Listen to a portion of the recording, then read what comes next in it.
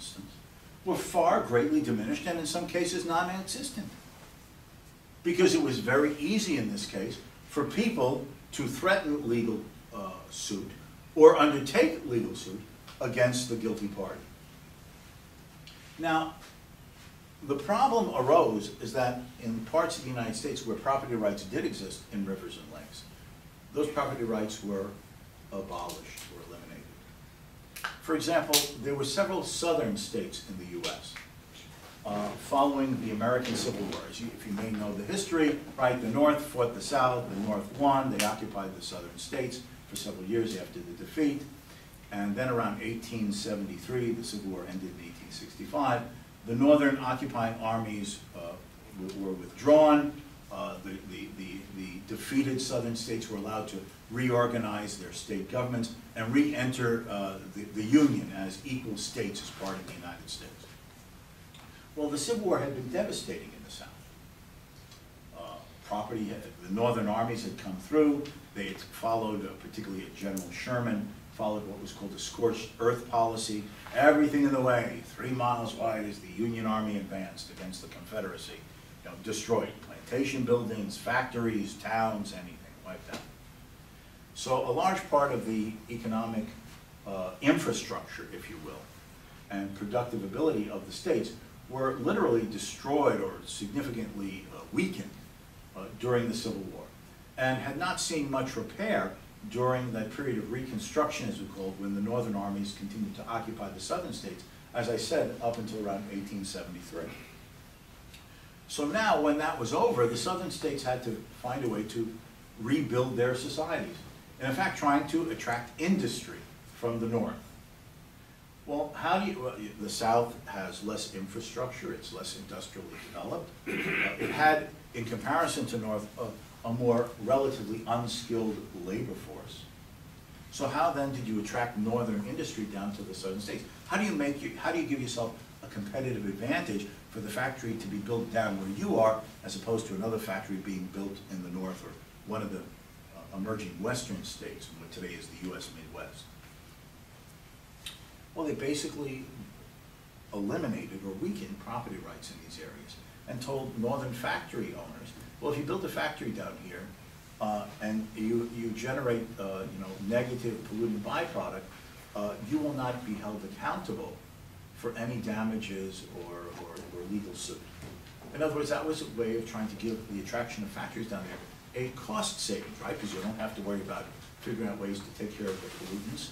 And you can't be sued because nobody owns the property to sue over.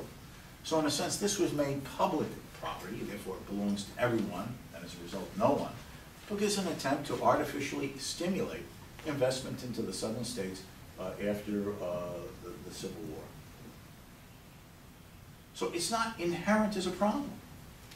We could imagine the delineation, the enforcement, and the legal protection of property rights in many similar areas. And as a consequence, polluting problems would rapidly diminish. Now, one of the problems that sometimes comes up, but what about air pollution? How do you track down who's polluting the air? Well, I would willingly admit that if in answering that type of a question, let's say 20, 30, 40 years ago, it was very difficult to come up with an answer. Well, I mean, how do you know whose particles have caused pollution in the air? But the fact is, technologies have greatly increased and improved, where that it is possible to, with the meteorologists, right, the weather science, to track where particles come from. The most famous example of this is from 1986. With this nuclear accident that they've had in Japan, they've reminded people that it is the 25th anniversary of that great nuclear plant tragedy, Chernobyl, in the former Soviet Union. Now, the Soviet government, being that secret, dictatorship government, did not report that there had been a nuclear accident at this Chernobyl plant. They didn't inform anybody, including their own citizens.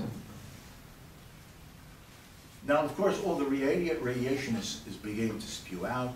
They're bringing the emergency crews to try to control it in some way, but they're making no public statements, as if, hear no evil, speak no evil, see no evil. not good. Nothing like this could ever happen in the Soviet Union, you know, the socialist paradise. But what happened was, is the wind currents were carrying radioactive particles in the air to Norway and Sweden. And the scientists with weather science, meteorological tracking of weather currents, air currents, were sort of like a funnel, you know, like here it's affecting, you know, Sweden.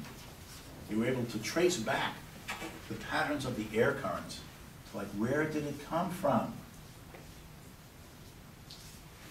Well, that specific area in the northern part of the Soviet Republic of Ukraine.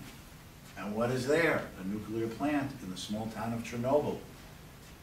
And that announcement by the Norwegians and the Swedes forced the Soviets to admit that a severe, the greatest, you know, peacetime nuclear accident had occurred, and that was the cause of the pollution into the air, because they were able to track the particles back through air currents and meteorological methods of tracking particles in the air back to its source. So in principle, similar things could be done today. It seems to me for a lot of air-carrying pollutants. Comes over your house, your property. It is of a sufficient density or concentration that it can be demonstrated in a court of law to be causing harm in some way either to you or your property. Well, he's the guilty party. And if it's a whole series of people who have been negatively affected like that, well, it's what's called a class action suit. It's a combined suit against the accused by a group of people complaining about what has been done.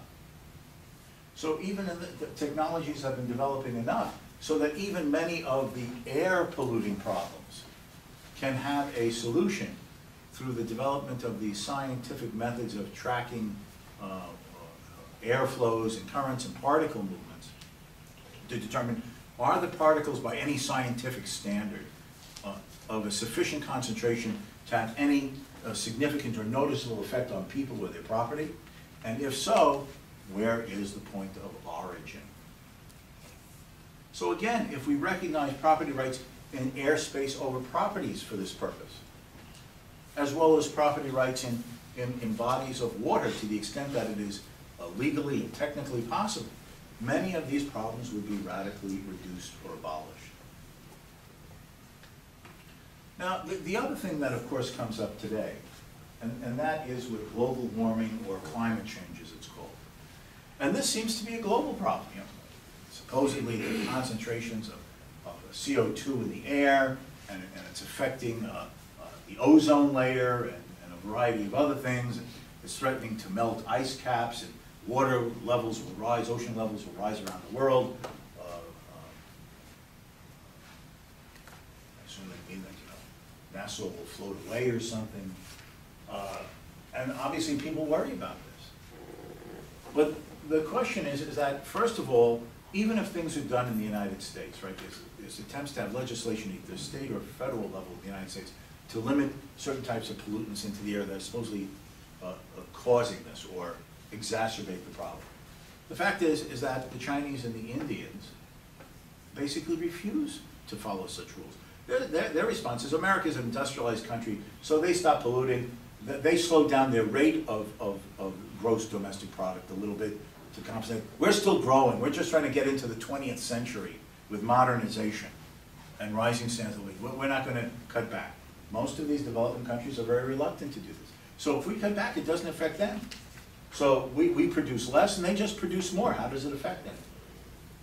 And the question comes, but the question that has still arisen in the eyes of some scientists, and I know that in the public arena it still is a minority view, is that it is still at least an open question. It may be a small question mark as opposed to some people thinking that it's not a big question mark. But there is still the question mark, to what degree or extent is any change in the climate, the global climate, that may or may not be occurring due to a human element in it. You know, the globe has followed cycles long before man could have any impact on the environment. There have been ice ages where the glaciers came down and covered over half of Europe, and then there was the warming ages